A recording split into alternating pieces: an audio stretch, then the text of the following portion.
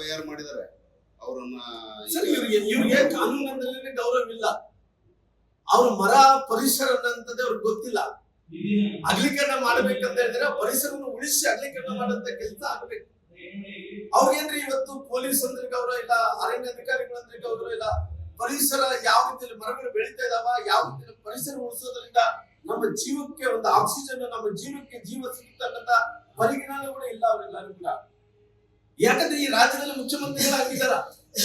ಈ ರಾಜ್ಯದ ಮುಖ್ಯಮಂತ್ರಿಗಳಾಗಿದ್ದಂತ ಟೈಮ್ ಅವರೇ ಕೃಷಿಗೋಸ್ಕರವಾಗಿ ಹೋರಾಟ ಮಾಡುವಂತ ಟೈಮಲ್ಲಿ ಅವರೇ ಅಧಿಕಾರವನ್ನು ಕೂಡ ಯಾವುದು 1 ದಿನಕ ಸುಲ್ತಾನ, 2 ದಿನಕ ಸುಲ್ತಾನ, 10 ದಿನಕ ಸುಲ್ತಾನ ಅಂತೇಳಿ ಯಾರಿಗೆ ಆ ಸುಲ್ತಾನ ಹೆಸರು ಇರ್ತಾನ ಕೃಷಿ ಮೇಲೆ ಗೊತ್ತಾಗಂತ ಪರಿಸ್ಥಿತಿ ಈ ನಾಡಿನ ಜನರ ಪರಿಸ್ಥಿತಿ.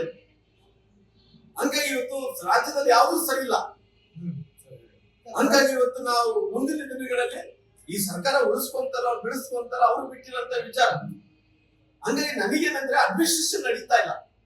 ಯಾರು ಜಿಲ್ಲಾ ಮಂತ್ರಿಗಳು ಯಾರು ಇದಾರೋ ಇಲ್ಲ, ಅವ್ರು ಇದಾರ ಅನ್ನೋದ್ರಿಗಿನ ಅವ್ರು ಎಲ್ಲೆಲ್ಲ ಒಂದ್ ಕಡೆ ಗುರುತಿಸ್ಕೋಬೇಕಾಗಿ ಯಾವನು ಹೋಗ್ತಾ ಇಲ್ಲ.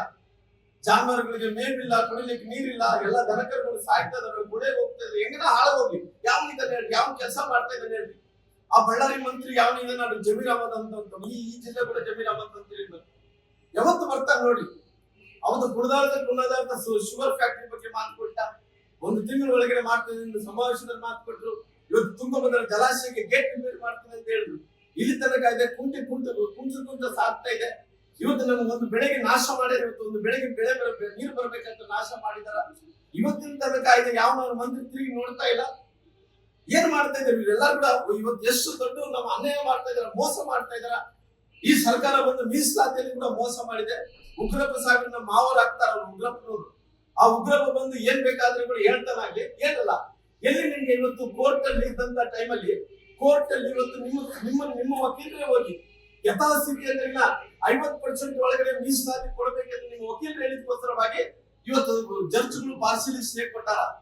ನೀವು ಹೈಕೋರ್ಟ್ ಅಲ್ಲಿ ಏನನ್ನ ಅಕಸ್ಮಿತವಾಗಿ ನಿಮ್ಮ ಲಾಯರ್ಗಳಿಟ್ಟು 7-8 ಸಾರಿ ಲಾಯರ್ಗಳು ಮಿಸ್ ಮಾಡ್ಯಾರ ಕೋರ್ಟ್ಗೆ ಹೋಗೋದು.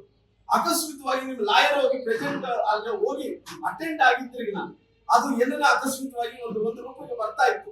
ನೀವು ಮೀಸಲಾತಿ ವಾದ ಮಾಡುವಂತ ಟೈಮಲ್ಲಿ ನಿಮ್ಮ ಲಾಯರ್ಗಳೆಲ್ಲ ಕೂಡ ಸರಿಯಾದಂತ ವಾದಿಸ್ಬೇಕು, ಹೋಗ್ಬೇಕು. ಅಲ್ರಿ ನಿಮ್ ಮುಖ್ಯಮಂತ್ರಿಗಳು ಇವತ್ತು ಮುಡಾ ಕೇಸ್ ಆದ್ರೆ ಡೆಲ್ಲಿಂದ ಲಾಯರ್ ಬರ್ತಾನ್ರಿ, ಡೆಲ್ಲಿಂದ ಲಾಯರ್ ಒಂದು ವಾದಿಸ್ತಾನ. ಈ ಮೀಸಲಾತಿ ಇಷ್ಟೊಂದು ದೊಡ್ಡ ಜ್ವಲಂತ ಸಮಸ್ಯೆ SC ಜನಾಂಗಕ್ಕೆ 17%, 7% ಕೊಟ್ಟಿದ್ದ ಮೀಸಲಾತಿಗೆ ಇದಂತ ಲಾಯರ್ ಹೋಗ್ಲಿರೋದು ಇವ್ರದೆಷ್ಟು ನಿರ್ಲಕ್ಷ್ಯ ನೋಡ್ರಿ. ಅಲ್ರಿ ನಿಮ್ ಮುಡಾ ಕೇಸ್ ಮುಖ್ಯನಾ? ನಿಮ್ ಮುಖ್ಯಮಂತ್ರಿಗಳ ಮೇಲೆ ಕೇಸ್ ಆಗುತ್ತೆ, ಅವ್ನ ಡೆಲ್ಲಿಂದ ಬರ್ತಾನೆ ದೊಡ್ಡ ಲಾಯರ್. ಇಲ್ಲಿ ಮೀಸಲಾತಿ ವಿಚಾರದಲ್ಲಿ ಕೋರ್ಟ್ ಅಲ್ಲಿ ಹೈಕೋರ್ಟ್ ಅಲ್ಲಿ ನಡೆಯುವಂತ ಟೈಮಲ್ಲಿ ನೀವು ಲಾಯರ್ ಹೋಗಲ್ಲ. ನೀವೆಲ್ಲ SC ಜನಾಂಗ ಮೋಸ ಮಾಡಿರಲ್ಲ.